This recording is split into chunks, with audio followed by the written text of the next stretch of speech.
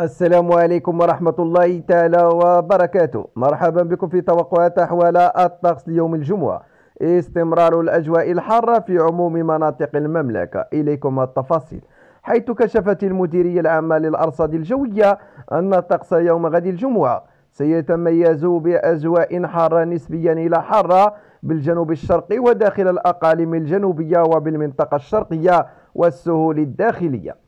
وأضافت المديرية في نشرتها اليومية أنه سيلاحظ تشكل سحب منخفضة مرفوقة بكتل ضبابية محلية فوق السواحل الشمالية والوسطى خلال الليل والصباح، وقطرات مطرية محلية ستهم السواحل ما بين سيدي إفني والعيون.